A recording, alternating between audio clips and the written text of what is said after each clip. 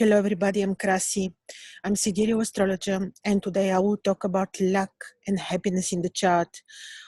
It is about the destiny, whether somebody is destined, came in this incarnation with happiness, with protection, with support from the divine world, with luck. Oh, this is visible, very visible. Immediately you see it in the chart. Why is it so good to know this? Because when somebody approaches you, or when you look at your own chart and you see the level of luck, the level of happiness, there are certainly some measures that can help, that can improve this, that can make the person feel luckier or happier. And all this comes from the knowledge, because knowledge is power. And certainly the knowledge of your own chart can be very, very helpful and will give you ground to work on. So when you see a chart of someone, immediately from the first moment, you will be able to know whether the person is lucky, how lucky. What I do, I first see, of course, the ascendant and the angular positions, the angular houses in the horoscope. And the most important line, axis, will be of the first, the ascendant and the descendant, because the first house is about you, yourself. And the first thing I search is not immediately how the ruler of the first house is placed, whether in a detriment, exalted. I am looking at fixed, important fixed stars, because imagine the hierarchy. And there I made a video about this. You can look on my channel. Imagine the hierarchy of the planets in our solar system. And there is this hierarchy of the 7 planets, but above them, you have the circle of the zodiac and the fixed stars. And they, in terms of level of hierarchy, they sit in a higher position and they influence us very, very powerfully. So when I approach a chart, before looking at the planets and the dispositors of houses, I look at the placement of the fixed stars, because I told you they are very, very, very important, and they influence us not only in powerful degree, but they influence us in a very specific ways. Like a fixed star can say whether the person will be working in agriculture, whether the person will be architect, whether the person will be married or not. All this is seen first by through the position of the fixed stars, and then by the placement of the planets. So yes, if we follow up the celestial hierarchy, we look first at the placement of the fixed stars. Which fixed stars you are searching for in order to determine one's luck? Well, of course, the most powerful ones, the ones that form the cross, and these are the royal stars. Aldebaran, 15 degree Aries, the star of wealth, luck, power. In front, in opposition, in Scorpio, 15 degree Scorpio, Antares, the star of the warrior, of the leader. 5 degree Leo, in the heart of the lion, Regulus. And then in front you have 9 degree Aquarius. It is the star, Fomalhaut, the star of the spiritual guru. These stars have a very, very specific meaning, and they are being respected enormously since antiquity, since the times of the ancient Babylon. Like we're talking about 5,500 years before Christ.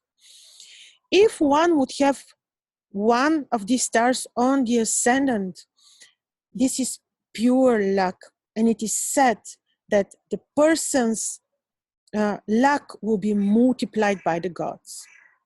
Very important is to search for these royal stars. Of course, the most powerful will be Aldebaran, because the Aldebaran, in the eye of the bull, of the celestial bull of Taurus, is all about luck and money. And many rich and famous people would have Aldebaran on important position. Well, luck, of course, or what I had to start it maybe is how one would measure luck. I think this is very personal matter, how you see, how you perceive the notion of luck. But to me, it's just to be surrounded by lucky events, to have the protection by spirit world, your prayers to be heard by the by God, by the Creator. So not only that you look for these fixed stars, I have 4 separate videos on the 4 stars where I analyze them, but not only that you look for the 4 stars on the ascendant and descendant axis, but look what is happening on midheaven, look what is happening in conjunction with your moon and with the sun in the horoscope. You already have a good signs of power in the horoscope. Then look at the zodiacal constellation sign which is ruling the ascendant. And here we come to the places in the zodiac which are having enormous power for our era. And these are the so-called tropical points, and these are the points of the equinoxes. For our era, the vernal equinoxes in Pisces, 5th degree, the autumn one is in Virgo, sorry. The winter solstice is in the 5th degrees Sagittarius, and the summer solstice is in the 5th degrees Gemini. So these points give specific emphasis on the horoscope if you have them on the ascendant. And this is quite lucky placement. And then we come up to the ruler of the ascendant, of course. How the ascendant ruler is positioned. Before going to this point, we need to look at the houses and the nature of the houses as they were described in the ancient astrology. Which are the lucky houses? The house of the good luck is the 5th house. The house of the good spirit is the 11th house, the house of the gain. Of course, the 9th house is considered lucky because the 9th house is the one who is making trine aspect to the ascendant and is having direct impact on the nature of the native. So even in the Vedic astrology, the 9th house ruler is considered already the major benefic, even if this would be Mars, for example. So 11th, 5th house, 9th house. I would say that the 7th house is also key house because the 7th house is making opposition to the ascendant and is again having a very key role in influencing the personality of the person.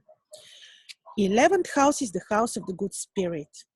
If malefic planet like Saturn or Mars will be placed in the 11th house, this planet is the difficult characteristics of this planet will be softened, and the planet will be not as malefic as it would be if it is, for example, in the 7th.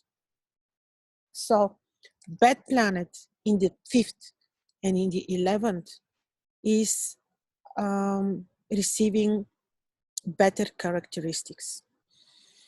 So look then at the ascendant ruler. If exalted, if fallen, if debilitated, this is a key importance. And then, of course, how we see the potentials of luck. When you already discovered the level of luck of the person according to the fixed stars, according to the ascendant ruler, according to the planets which are in the 11th, 5th, 9th houses, 7th house, you look at the lunar phase, the phase of the moon. And here I have again video about the moon, but just briefly to tell you that if the person is born in the day, the waxing moon is in harmony with his horoscope. So imagine the person is having Leo rising, Leo ascendant, the sun is placed in the 11th house, aspecting the ascendant. And then you have a waxing moon. Very, very big potential of the chart. And imagine if the ascendant is in the 5th degrees Leo, where you have the star Regulus. So we already have potential of luck and happiness immediately. If the moon is waning, it is much better the person to be born at night, because the waning moon is a night moon and is in a better harmony with the nocturnal horoscope. The moon, which is invisible, hidden in the rays of the sun, does not hide this potentials of luck and happiness, which you would expect, which you would be hoping for. So the lunar phase is of enormous importance. Lot of fortune. The lot of fortune is derived easily when you, in diurnal chart, you measure the position from the sun and the moon, and then you calculate it from the ascendant. And there where it falls is the lot of fortune. See where the lot of fortune is placed, whether it's on the ascendant, in the 2nd house, 5th, 11th, all this matters. See how the dispositor, the ruler of the house where the lot of fortune is placed, is positioned. This also matters enormously. What is also very important is for our era, it is the notion of the cardinal signs, this particular strength which is given to the signs. Of course, it matters whether you're having a cardinal sign on the ascendant, whether you're having fixed sign, and so on. This notion is a little bit changed for our era, but I will make a separate video about this because it is something that has to be emphasized on separately, as it is of enormous importance. So you look at the chart of someone who approaches you and you see whether the person is lucky, whether the person is happy. This also can be determined from the term, because every sign is divided by 5 terms of different length. So this is also how, depending on the term, but this is a bit, this is a detail, but also very important. So you determine how lucky, how happy the person is. And then you continue with your analysis of the chart. But you can already, when doing this, you can already have an idea who are you meeting, and you will, of course, know how you will proceed, how your conversation will go on, whether it will be pleasant, easy. This you see immediately, of course, from determining if the person is lucky, happy or not. How this can be helped out if you see that the person is having quite difficult karma, not being lucky, that the person is unhappy. There are many measures, and one is achieved through knowledge of that. You can share what you see, of course, very delicately, and say that this is something that has to be worked on. How? By uplifting your vibrational level of consciousness, prayers, contact with the spirit world, having your own discipline on your feelings, on your moral actions, because the more empathic and helpful to the others you are, the more blessed and happy you will be. Because one of the ways to ease your karma is through empathic deeds, through merciful actions, through spreading love around yourself. So all this can be shared with the person that is coming to you. Also, very important, and on one of the first levels of importance, I'm putting the astrological talismans and the use of astrological gemstones. Again, I'm talking about this in separate videos. If the gemstones wouldn't work, it is because they would be treated, irradiated, and so on and so on. But this is, again, story for another conversation. The level of luck and happiness can be uplifted with our own deeds, willpower, spiritual actions. And I was thinking, when I was thinking about this video, I was thinking of a small story which I heard from somebody. I think it's an Indian story. And I will always remember this story. And I will share it with you. It's something very short but amazing. There was this beggar in India who was sitting on the floor on the street and was begging for help.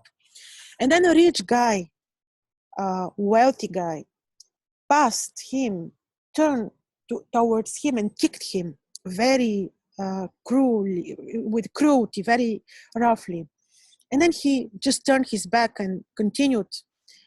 And the beggar stood up and said, "Good, be happy." And then the wealthy, cruel guy said, "Wait, I just kicked you and you were wishing me happiness." And then the beggar said, "If you were happy, you wouldn't ever cause this to someone. You would ever harm anyone."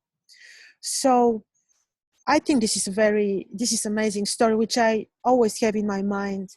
And again, to finalize my small analysis on the luck and happiness in the horoscope. Even though it is karmic, whether we come with certain level of luck in this incarnation, we still have certain level of free will, and there is still a lot we can do to improve our luck, well-being, and happiness. With this, I'm completing. Thank you.